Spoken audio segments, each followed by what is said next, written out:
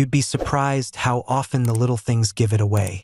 Not the dramatic lipstick on the collar or a hotel receipt dropped in plain sight.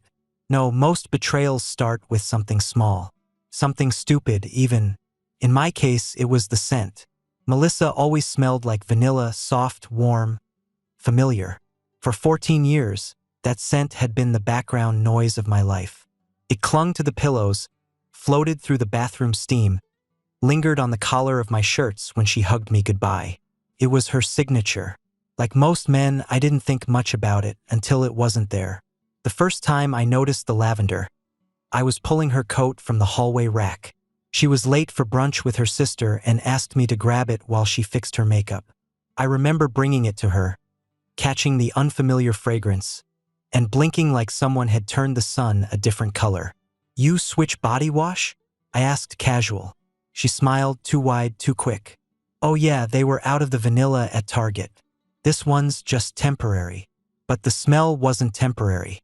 Stuck around. And I wasn't buying the Target story.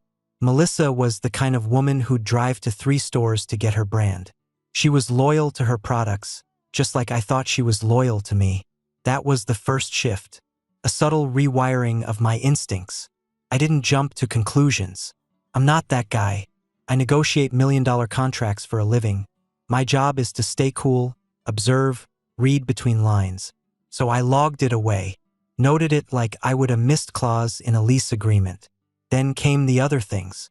The quick errands that turned into 2-hour disappearances. The new lingerie tags I found in the trash. Stuff I hadn't seen her wear. The makeup she suddenly cared about again. The gym visits that doubled overnight. The way she started carrying her phone with her from room to room like it held national secrets. And the ring, or lack of it. I noticed that one on a random Wednesday morning. We were sipping coffee, silent in that comfortable married way, when I looked down and saw her wedding ring missing. Not on the counter, not on the nightstand. Just gone. "Forget your ring?" I asked. She glanced down at her hand like she hadn't noticed. Oh yeah, it was feeling tight. Swelling or something. She used to joke about how she'd never take it off. How she'd die with it on. Now she couldn't even keep it on during breakfast. That's when something in my chest shifted. Not broke, just tilted. The foundation didn't crumble, but it creaked. I didn't say anything else. Just nodded, finished my coffee, and stared out the window while my mind quietly adjusted its gears. People think anger explodes. They imagine shouting, throwing things, slamming doors. But real anger, the kind that matters, it simmers, is patient. It watches. That day, I started watching. I didn't want to believe it at first. Hell, I kept hoping I was being paranoid. Stress from work, maybe. Midlife insecurity. Maybe I was projecting. But the more I watched, the more the story unfolded on its own. She started dressing differently. Not flashy, but sharper, intentional. Not for me. I knew what she wore for me, and it wasn't subtle lace under neutral slacks. She smiled more, but not at home. She was distant, distracted. Like her brain was buffering a different life she couldn't quite download in my presence. The nights were the worst. She'd lie in bed beside me, scrolling her phone with her screen turned just far enough to keep me from reading a single word. She giggled once, at 11:47 p.m. That's when I knew I wasn't imagining it. That laugh wasn't for a text from her sister. That wasn't a TikTok chuckle. That was a private, flirty sound I hadn't heard in months. And it sure as hell wasn't meant for me. I didn't confront her. Not yet. That would have been emotional, reactive. That's not how I handle deals. You don't barge into the boardroom without knowing every clause in the contract. I needed facts, not feelings. I needed leverage, not suspicion. So I waited. And every day, another small shift confirmed what I already knew deep down. My wife was slipping out of our life, one lavender-scented step at a time. She thought she was subtle. She thought she could drift away unnoticed. But I was watching now, and I was taking notes, because I'm not the kind of man you walk away from without consequences. Tuesday night, 6:08 p.m. I walked into the house with 2 takeout bags. Steak from that place she used to rave about before we got too busy to go out. I'd even ordered her favorite side, the truffle mashed potatoes, and had a bottle of Cabernet in the car waiting to be uncorked. No reason. Just figured maybe we could sit down, have a real dinner, talk like we used to. But she beat me to it. Not with dinner, no. With a lie dressed in silk. Melissa was standing at the bottom of the stairs, back to me, slipping on a pair of black heels that matched the slinky black dress, hugging her like it had something to prove. Her hair curled, lips painted red, that new lavender perfume thick in the air like fog. I stopped cold in the entryway. She turned around, caught off guard. For a second, her eyes darted, not guilty, just calculating. Like a raccoon caught in the pantry, trying to decide if it should bolt or play cute. "Oh," she said, casual as the weather. "I thought you were working late. I wrapped early. Figured I'd surprise you with dinner. From Dalton's."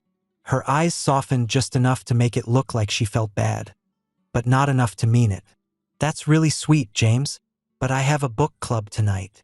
Book club. I looked her up and down. That dress didn't belong anywhere near a paperback. And the last time I saw her crack a novel, Obama was still in office. "What are you reading?"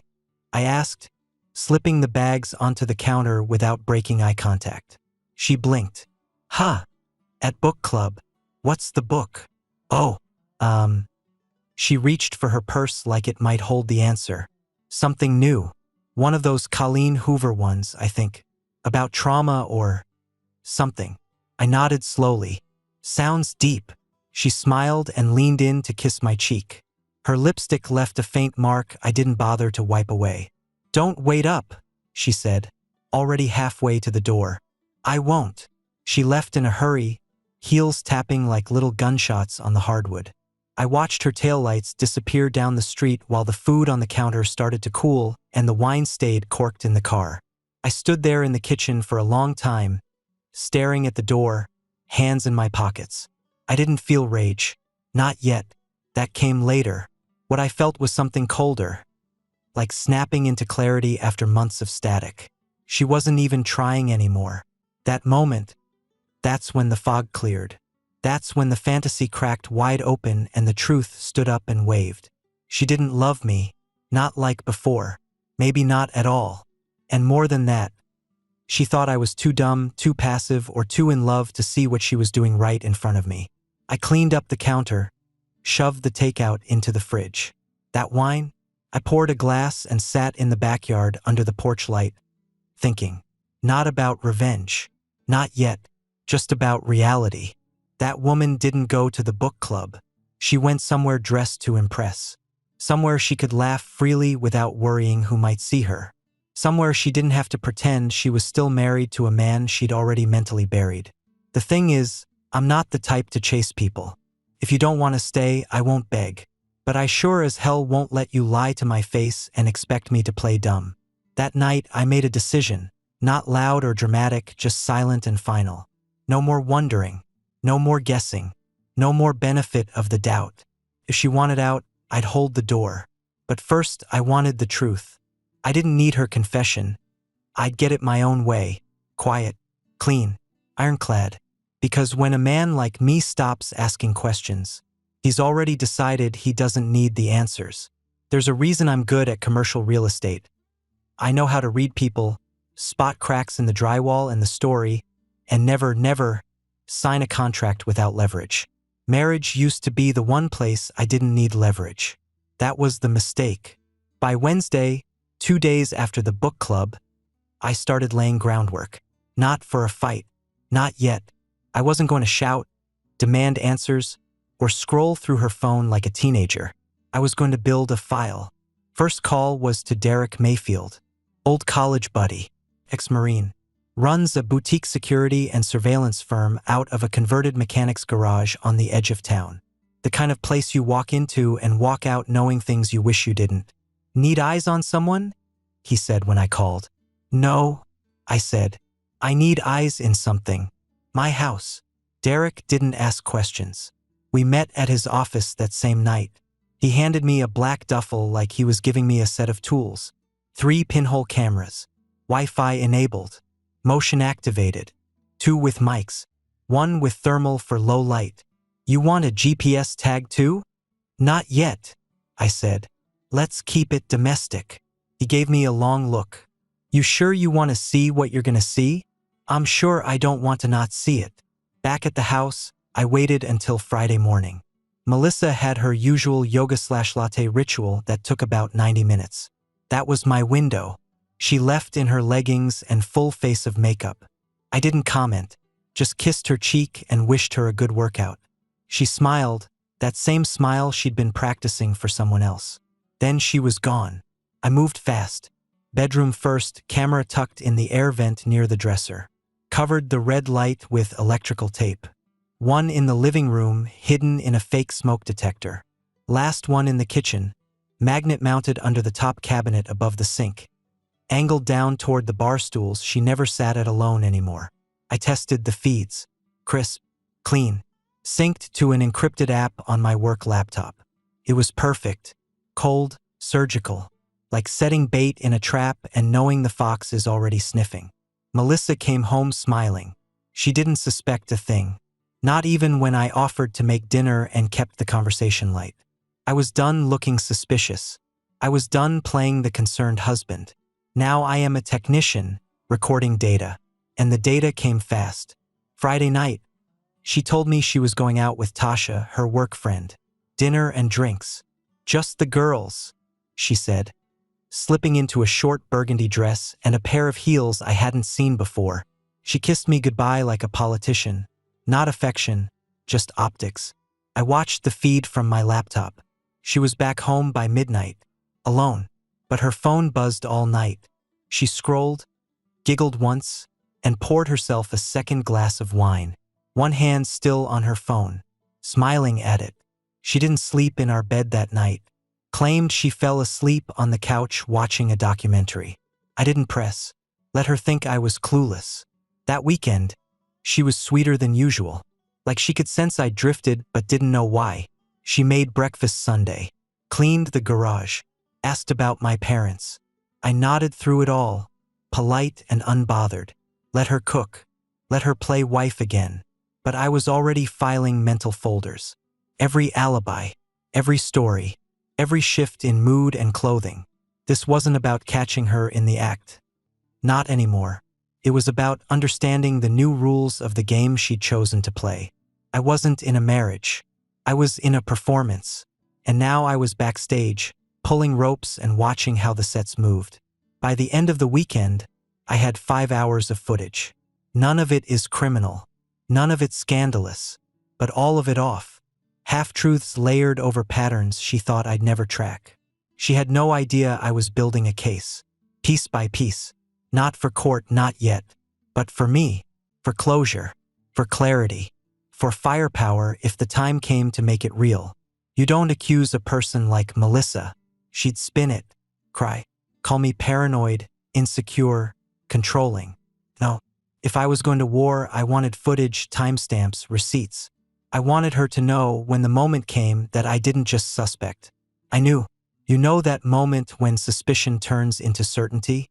It doesn't come with fireworks or screaming or some dramatic confession. It comes quiet, like a match striking in a dark room, lighting up everything you already knew but tried to ignore. I created the perfect setup. Told Melissa I had a 3-day real estate conference in Dallas. Handed her the printed itinerary, kissed her goodbye Thursday morning, and even left the house with a duffel bag and a suit on a hanger. But I didn't drive to the airport. I drove 20 minutes across town and checked into the White Elm Suites under a different name.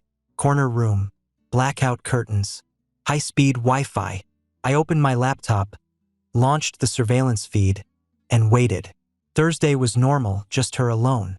She made a smoothie, watched some show, talked on the phone to Tasha for 20 minutes. No red flags. But Friday made the blood run slow in my veins.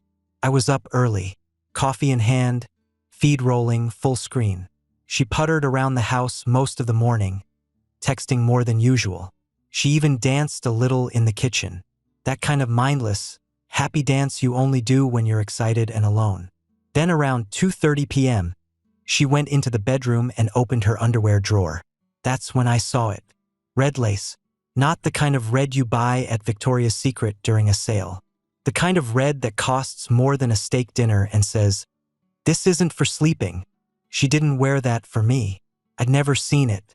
At 3:15, the front door opened. He walked in like he'd been there before. No hesitation, no questions, just swagger and ease. Mid-30s, gym-built, cocky smirk. Dressed like he just came from brunch, clean button-down, expensive sneakers. Comfortable in my home. Melissa lit up when she saw him. That glow I hadn't seen in years? There it was.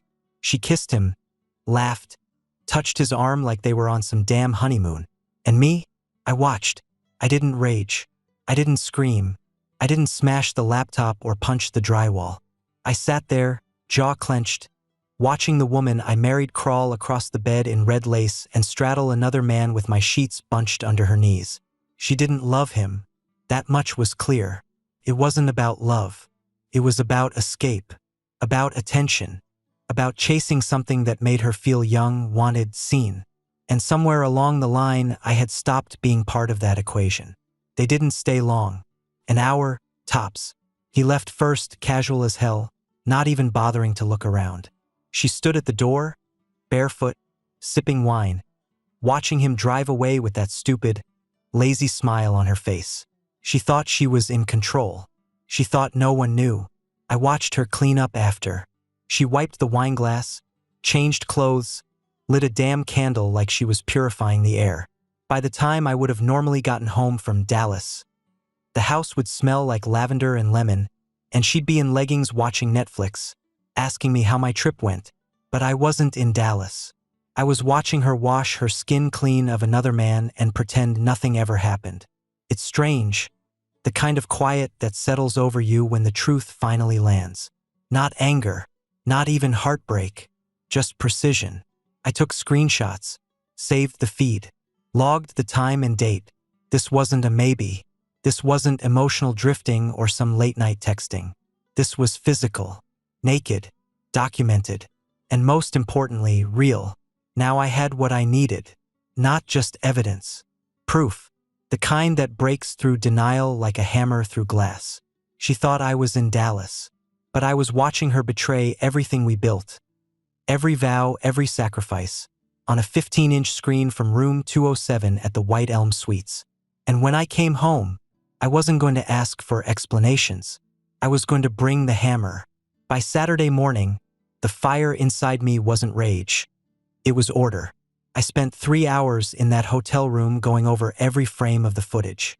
I didn't need to watch it all, but I did. Not because I wanted to see them together, I didn't, but because I needed the details. Dates, times, expressions. I needed to watch her lie in silence so I could confront her in truth. I clipped the video at key moments. The kiss, the wine, her hands on his face, the red lace, her laugh. I compiled it all into a private folder on a password-locked USB drive labeled Sundance Deal. It would blend in with my work stuff. She'd never look twice at it. Then came the audio files. I ran them through noise filters, cleaned up the dialogue, and saved every word. Her calling him baby. Her saying, "He still thinks I'm at book club." Her saying, "I can't wait until we don't have to sneak around."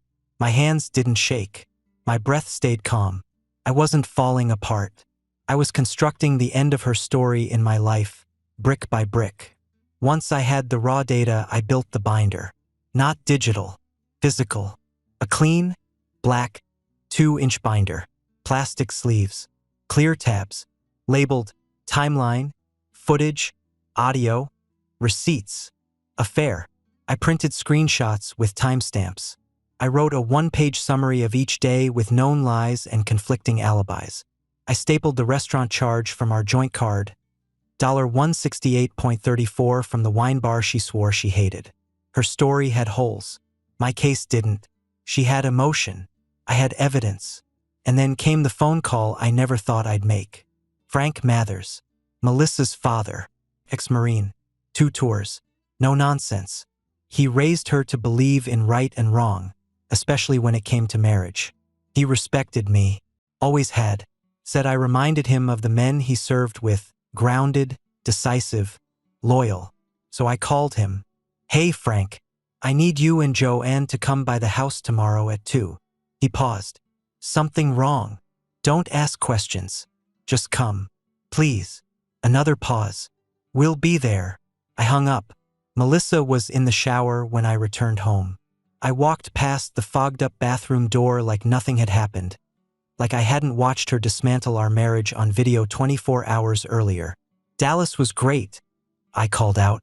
She shouted back something cheerful, something light. The acting didn't bother me anymore. I knew how it ended. I slept like a man with a loaded pistol in the nightstand and a plan on his calendar. The next morning, I got up early, mowed the lawn, cleaned the kitchen, took out the trash. I wanted everything in place. I didn't want chaos, I wanted control. Melissa floated around like usual. She was humming, texting, lounging. Not a care in the world. I watched her move around the house like a guest in a life she was still pretending to own. At 1:30, she went upstairs for a shower. I set the binder on the coffee table. By 1:55, I was in the driveway waiting. Frank and Joanne pulled up right on time. He was in jeans and a tucked-in polo. She wore a cardigan like it was still Easter. Both of them looked calm until they saw my face. I didn't smile. I'm not going to yell, I told them. I'm not going to ask for advice. I just want you to see what I've seen. Frank nodded slowly. Understood. We stepped inside. Melissa came down in a robe, towel around her neck, hair damp. She stopped short when she saw her parents sitting on the couch. Mom? Dad? What are you doing here? Take a seat, Frank said, eyes fixed forward. She looked at me. I didn't say a word. She sat down, shifting nervously. Crossing her legs like that would make her look innocent. I picked up the binder. I'm not here to accuse, I said. I'm here to confirm. I opened the cover. First page, a full-page screenshot. Melissa in red lace, kissing Ryan by the fireplace. She went pale. Joanne's breath caught. Frank didn't flinch. Page 2.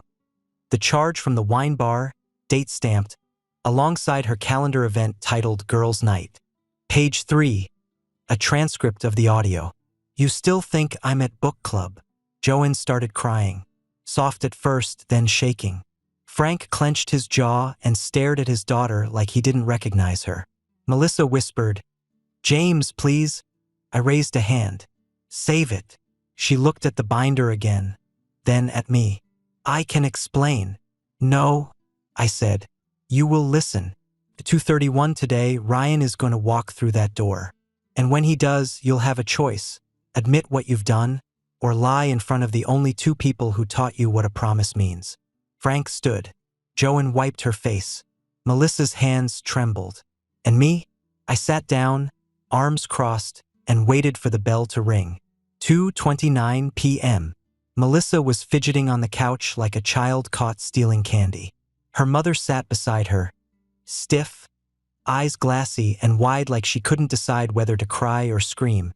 Frank stood behind them both, arms crossed, jaw clenched, every muscle in his back taut like a man who'd seen worse but never expected it from his own blood. I sat in the armchair across from them, silent. The binder of evidence lay open on the coffee table between us. Page flipped to the still frame of her kissing Ryan in our living room. Time-stamped, labeled, cold. I didn't plan for this to happen, Melissa whispered. Frank snapped. Then what did you plan? Because from where I'm standing, this looks damn deliberate. She looked at him, then at me like maybe one of us would flinch. We didn't. I made a mistake, she said. One. I muttered. She went quiet again. The clock on the mantel ticked like a countdown. 2:30. Melissa started to say something else, some half-baked plea or recycled excuse. But then the doorbell rang. Everyone froze. Joanne blinked like she'd been slapped. Frank looked at the door with the kind of stare that could have cut through oak. Melissa stood up too quickly and knocked over a water glass. It shattered on the hardwood like a warning shot. I didn't move. Melissa rushed forward, panic in her voice. Don't answer that. Frank beat her there. He opened the door without hesitation. And there he was, Ryan. Same smug grin, same soft confidence. Hair slicked back like he just left a Tinder date. not walking into the middle of a war. He blinked when he saw Frank. Sorry. Wrong house. Ryan, Melissa choked behind him. He turned to her voice. Wait, what's going on? Frank didn't say a word, just stepped aside and held the door open like a bouncer about to throw someone out backwards. Ryan looked at me next. I stood up slowly. Come in, I said, voice like ice. You might as well see what you broke. Ryan stepped in, confusion bleeding into realization fast. He looked at Melissa, who looked like a deer halfway through the windshield. I thought he was in Dallas, Ryan said quietly. Surprise, I said. I work remotely now. Joan stood. Her face was gray. You brought him into my daughter's house? She asked, voice trembling. Into the home we helped you buy? Into the kitchen I painted with you? Melissa couldn't answer. She just cried, a silent sob that racked her shoulders. Frank looked at Ryan like he was lining up a target. You, he said, calm and deadly, need to leave. Now. Ryan raised his hands.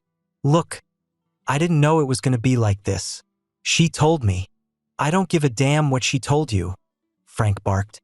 You walked into a married man's home. You don't get to play dumb. Ryan took a step back. Hey man, I didn't mean. Frank punched him. Right hook. Veteran style. Efficient. Clean. No drama. Just violence with purpose. Ryan stumbled into the wall, held his jaw, eyes wide. Jesus Christ. I said leave. He left. Melissa screamed, Dad! Frank didn't even look at her. The door slammed shut behind Ryan, and the whole house went silent except for Melissa's ragged breathing. Joan looked at her daughter with eyes I'd never seen on that woman before. I want my key back, she said. Melissa blinked. What? My house key. Give it to me. Mom, I don't want you staying with us. Don't call. Don't come by. Not until you figure out what kind of woman you've become. Melissa staggered backward like she'd been slapped. I walked over to the door, locked it, and turned to face her. Check the coffee table, I said. Last page. She opened the binder with shaking hands. There it was, the prenup, signed, ironclad, with a clause stating that infidelity, proven infidelity, nullified her claim to any shared assets. Pack a bag, I said. You have 1 hour. Melissa's lip trembled. James, please. I didn't raise my voice. I didn't need to. You took off your ring. Now I'm taking back the life that came with it. She looked at her parents. Neither came to her side. Joan turned her back and picked up her purse. Frank walked past her like she wasn't even there, and I walked away from the wreckage without looking back. I walked into the room like I had just flown back from Dallas, even though I hadn't been 10 miles from the house. Same duffel bag in hand. Suit jacket folded neatly over my arm. Calm, collected, like I hadn't just orchestrated the most surgical exposure of betrayal this house had ever seen. Melissa was sitting on the edge of the couch, a shell of herself. Her face was blotchy, makeup smeared, hands clasped like prayer wasn't already too late. Her parents stood off to the side, silent and cold. She looked up at me. James. I dropped the manila envelope on the shattered coffee table. The one she'd knocked a glass off earlier, the one now spiderwebbed with cracks beneath the weight of the truth. Open it, I said. She hesitated, then pulled the tab. Out came the photos. Glossy, full color, sharp as knives. Melissa and Ryan on our living room couch. Melissa in red lace, laughing on the kitchen island. Ryan's hand on her lower back, guiding her through the hallway like it belonged to him. Her hand shook as she flipped through them. I watched her pupils shrink with every image. There was no escaping this. No denying. No spinning it. Joan looked away. She couldn't stomach it again. Frank leaned in, grabbed a photo, held it at arm's length. Did you forget you were married? He asked. His voice was flat, even, worse than yelling. Did you think you could smile for the camera and not get caught? Melissa sobbed, wiping her face with the back of her hand. I didn't plan for this, she muttered. I didn't mean for it to go this far. I walked to the kitchen, poured myself a glass of water, drank half, and looked her dead in the eye. You knew exactly how far you were going the second you took your ring off. She dropped the photos and covered her face. It was a mistake. No, a mistake is forgetting a birthday. A mistake is buying the wrong milk. This was a choice. I dropped a second folder on the table. Inside, copies of credit card statements, her calendar entries, the printed transcript of her call with Ryan where she told him I was clueless and checked out. She said I wouldn't suspect a thing, that I'd probably blame myself if she left. Frank looked like he was going to hit someone again. Joanne, who hadn't said a word since Ryan fled, whispered, "I don't even know who you are anymore." Melissa reached out to her. "Mom, please." Joanne pulled away. "You brought shame into this house. You disrespected your husband. And you humiliated your father." Melissa turned to me again. "James, I know I don't deserve forgiveness." "You're right," I said. She flinched. "But I do deserve peace." I pulled out the prenup, last page, bottom right corner. I'd had my attorney add an amendment years ago, back when I made my first real estate windfall. I never thought I'd need it. Just a formality, I told myself. Infidelity clause. Zero settlement. No claim to the house, the savings, or the business. Just a clean exit. I placed it gently in front of her. "You've got 40 minutes left," I said. "Your bag's upstairs. I already called you a car." Melissa's voice cracked. "You'd really do this to me?"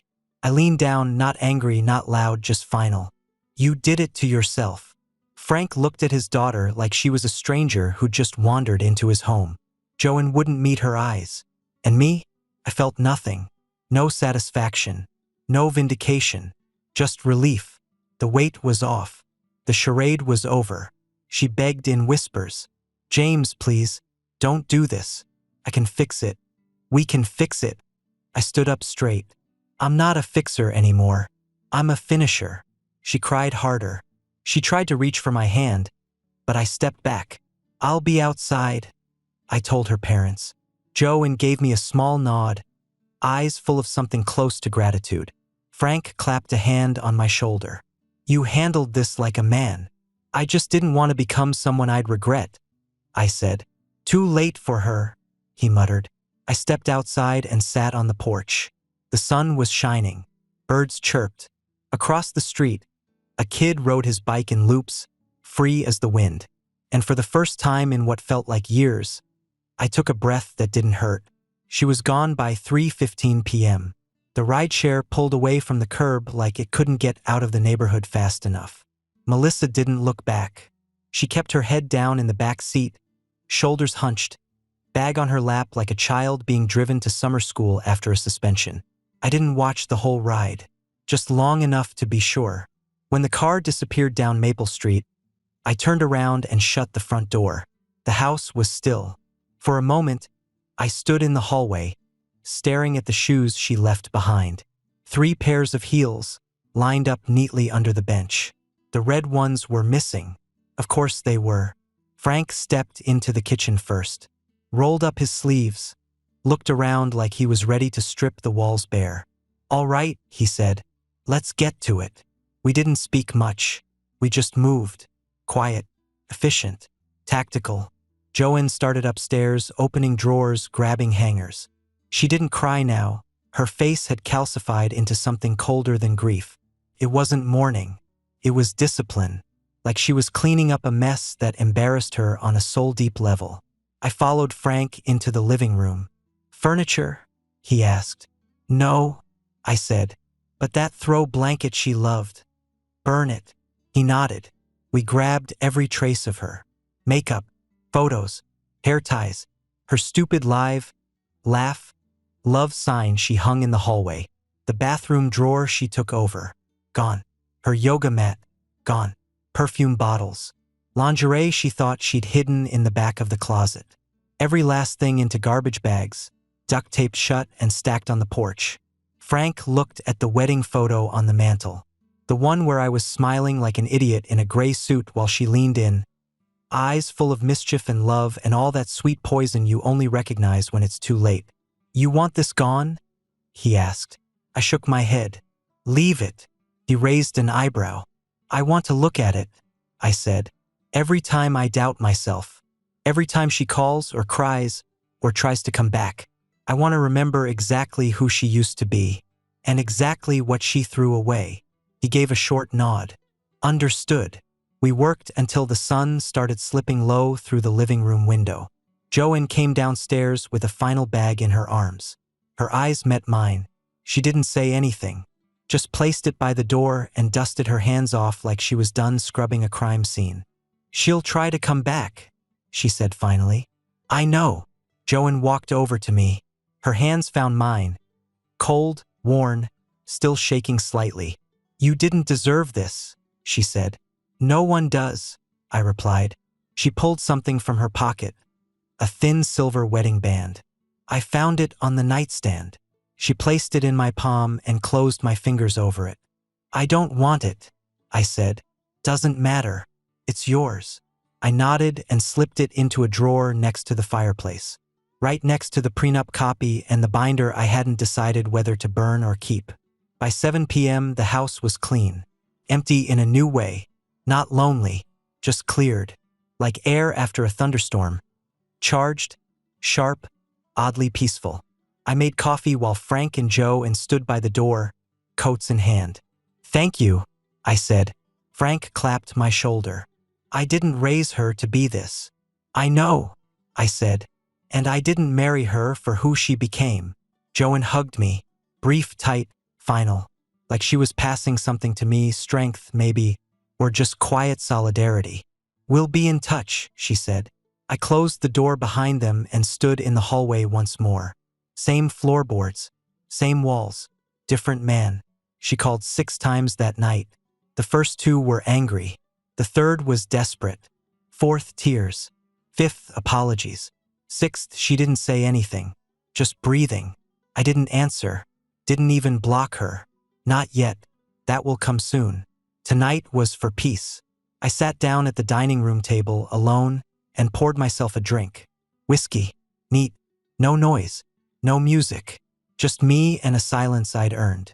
She may have walked out with her lies and her lover, but I stayed. And I cleaned up the mess with the same hands I built this life with. From now on, every inch of this house would be mine again. Clean, clear, real. Sunday morning started differently. Not because of anything I did, more because of what I didn't do. No texts to check. No glancing at the door, waiting for the sound of her keys in the lock. No pretending not to notice the scent of lavender in every room. It was gone. All of it.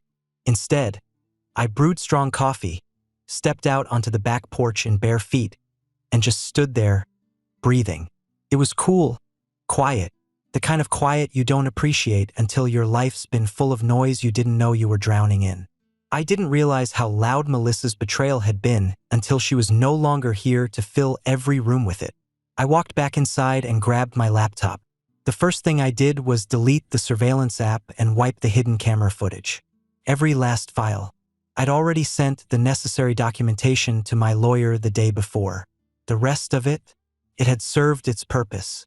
Melissa's voice, her laughter with him, the red lace. None of that had a place in my home anymore. Then I removed the cameras. One from the bedroom vent. One from under the kitchen cabinet. The one in the living room smoke detector took a little more effort. It wasn't just about erasing the evidence. It was about restoring ownership. This was my house again. Mine to clean. Mine to secure. Mine to rebuild. I boxed up the cameras and tucked them into a locked case in the garage. I didn't throw them away. I don't throw away tools. But I knew I'd never use them again for something like this. Once is enough. Next came the phone. She was still calling. Still texting. That slow descent from outrage to apology had taken less than 24 hours. First it was, "You humiliated me in front of my parents." Then, "We need to talk about this like adults." Then, "James, I miss you. Please pick up." "I'm sorry." I read them all once. No emotion. Like reading an old invoice from a project that went belly up. She had made her choice. She had danced in my kitchen with another man. She had laughed while lying to my face and thought she could rewrite the narrative with crocodile tears and late-night regrets. I blocked her. Calls, messages, socials, email, gone. Then I opened my contacts list and deleted her number manually. Not because I didn't know it by heart. I did. But because the act of removing her name from the screen felt like chiseling the last of her presence out of my life. She had a voice once. She had a name. But in my world now, she was silent. At 11 a.m., I went to the master bedroom and opened the closet. The shelves looked strange without her clothes. Roomy, unfamiliar. But honestly, I reached into the back corner and pulled out the spare keys. The ones she didn't know I still had. The ones she might have made copies of behind my back. I gathered every last one. Garage, front door, gate, spare mailbox. All of them. I drove to the hardware store, handed them over and said, "Change everything." 2 hours later, every lock in the house was new. Deadbolts, handles, keypads. The final lock was the front door. I stood outside, sunlight behind me, drill in one hand, new hardware in the other.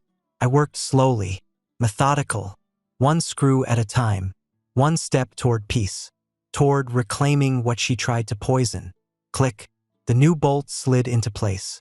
I turned the key, pulled the door shut, and locked it. That was it. No more open doors. No more surprise visits. No more second chances dressed up as desperate apologies. Later that night, I sat in the living room with my laptop and a glass of bourbon. I opened a fresh document and began typing a list. Not a to-do list. A blueprint. Things I wanted to do now that I was free. Finish the patio project I abandoned 2 summers ago. Take a road trip down through Tennessee and Kentucky. Just me and the open road. Maybe, just maybe, figure out how to smile without having to pretend. The world didn't feel smaller without her. It felt sharper, more focused. And the man sitting in that chair wasn't some wounded animal licking his pride. He was clean, whole, dangerous in a quiet way. Because when you survive betrayal and come out standing, you don't chase closure. You are the closure. I finished the bourbon, shut off the lights, and walked upstairs to my bed. My bed. No more pretending. No more trying to fix what never should have broken. I lay down alone for the first time in years, and slept like a man with every lock finally turned.